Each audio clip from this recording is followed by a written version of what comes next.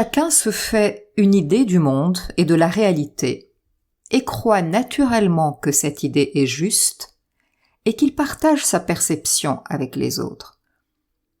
Mais existe-t-il vraiment une perception exacte de la réalité? Et y a-t-il une réalité commune? Et si nous ne percevions que des aspects fragmentés de la réalité? Et si notre interprétation de cette réalité dépendait de nos capacités, nos intérêts et autres paramètres? Vaste question à laquelle répond de manière simple et imagée la fable d'aujourd'hui. Un enseignant ne lésinait pas sur les moyens quand il voulait convaincre ses étudiants.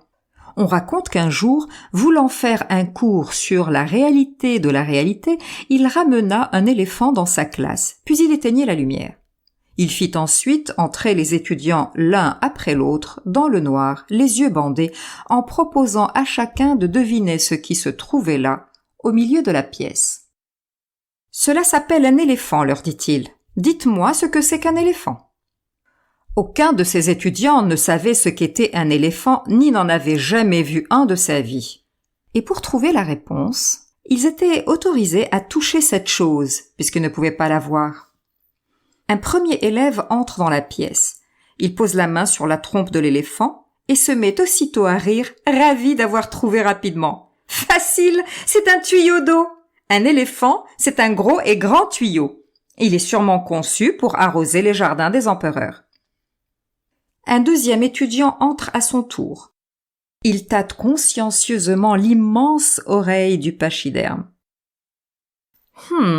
C'est un éventail, oui. Un éventail pour des géants ou des monstres, voilà ce que c'est qu'un éléphant.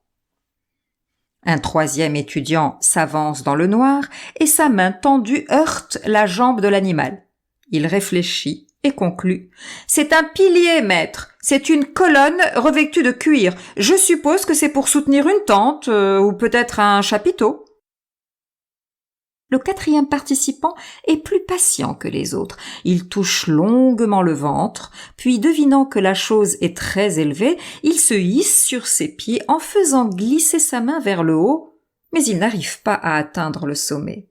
« C'est un mur !» s'écrie-t-il. « L'éléphant est un mur, tapissé de matière étrange. » Le cinquième, plus malin, ayant touché des doigts les flancs de l'animal, demande à monter sur une chaise pour affiner sa réflexion. Le maître en dépose une à sa portée. Une fois sur la chaise, il pose la main sur le dos de l'animal et répond victorieusement « Nous avons là un modèle original de fauteuil. L'éléphant est un trône. » Et l'exercice continue. Les uns après les autres, les participants touchent une partie de l'éléphant et répondent sans chercher à percevoir l'animal dans son ensemble.